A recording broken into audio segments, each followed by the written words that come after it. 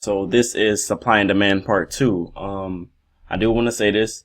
The 15-minute chart does have supply and demand. You can see supply and demand on all time frames, but since we enter our trades on the 5 and 15, that's the only time frames we really care about when it comes to supply and demand. So in this video, I'm just going to walk you through setups so you can spot supply and demand more easier moving forward. Okay. So right here, what do we have? We have aggressive selling right here. This is the beginning of the move that started the aggressive selling. What is this? This is supply. So we will draw our box right at the beginning of that move. Now, like I said before, supply and demand can be mixed with support and resistance. So to make your charts look a little bit more cleaner, use horizontal lines for your support and resistance, and use boxes for your supply and demand, just so your charts won't look like a bunch of just zones all over the place and you get confused. So the horizontal lines, support and resistance, the zones will be for supply and demand. Okay. And usually I put a cash money sign inside of the box just so I can know that it's supply and demand. Let's go to the next setup. Okay, so again, like I said, all you need is 2 candles to spot supply and demand. So right here was the start of the impulse. Where's the impulse? Right here. That was the impulse. Once we've seen that big blue candle, we know that the big banks are in the market, and we should be getting prepared for it to come back to fill these orders to go back up, because we know those orders was placed right here.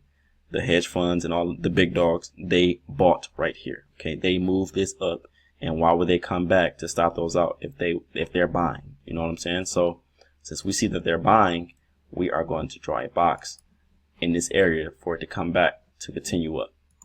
And for this setup, this is also support and resistance setup.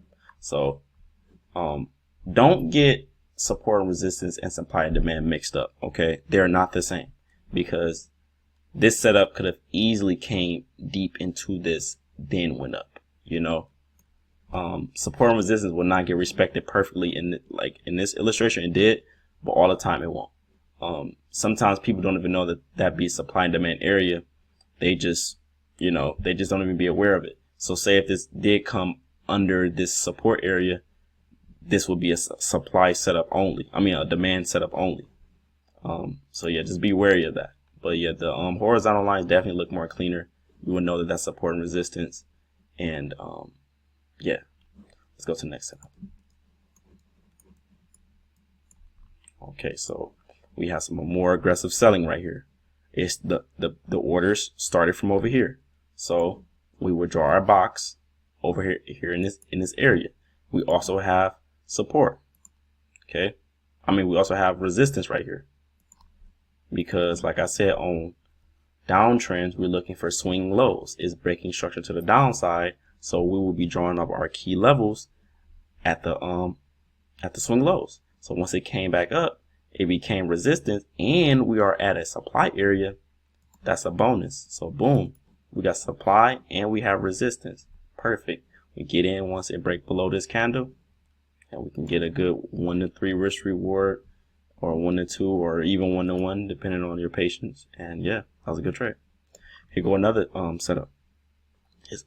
This one pullback and this massive explosion is demand. Okay, a lot of people don't know that.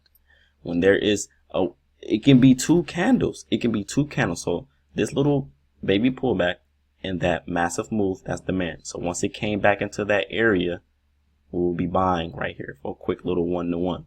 I will go for a 1 to 1 because we've been pushing it for way too long. I wouldn't go for nothing higher than that. Okay. Okay, we have another demand area. We have aggressive buying. Aggressive buying orders was placed down here. We will be drawing our box over here and drag it across. It never really reached it, but then it came back here to get into the zone. We will be buying over here, and once we bought, you see what happened. You see what happened once you bought. Okay. Okay, we have another one. Okay. 2 candles is all it takes. This big black candle and that blue candle is all it takes. So that's supply. Now, I have to say this. You see how it never really reached back into that area? It's okay if it don't. It's still close enough. We still have what? Just this little area right there. That's close enough. I don't want y'all to miss opportunities because y'all wanted to perfectly get back into the zone. Okay. The market is not perfect. This is a good size distance to get into a trade. So all we're looking for is it to start rejecting from it. So we see it engulfing. Okay, it's breaking the low of candles. Okay, get in somewhere over here. Get your quick 1-to-1 or the 1-to-2, and take your profits. Most of the time I'm looking for 1-to-1s.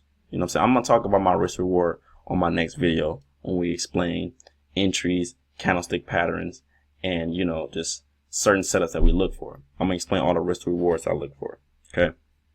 But yeah, it don't have to exactly get perfectly into supply and demand. The same for support and resistance. It don't have to perfectly touch support and resistance. As long as it's starting to reject it and it's kind of close to it, that's good enough. That's good enough. The market not perfect. We have to be okay with that. Okay. Okay, and this is the last setup. This is an easy setup. Well, what do we have? This is the 15-minute chart. Let's not forget, this is the 15-minute chart. So we have aggressive buying right here, right? Once we see that they the big dogs place their order over here, we're zoning up. We are zoning up. Now look at this. Look at that. Did it stop at that support right there? No, it didn't. It did not stop right there. It stopped in supply and demand. Okay, it stopped in the demand area. People that just be trading only support and resistance don't be understanding that it's not gonna always respect support and resistance. It's not gonna always respect supply and demand. We just have to be prepared for both. So say if it don't come to supply and demand and it's bouncing off support, we get in. Okay, it don't bounce off support and resistance. Okay, we still have our supply and demand ready. We're ready for both. So in this situation, it didn't respect support and resistance. It respected supply and demand. So boom, we get in for that buy, and that'll be it. But that's all I got. Let's get to the next video of entries, candlestick patterns, and setup that we look for. Let's go.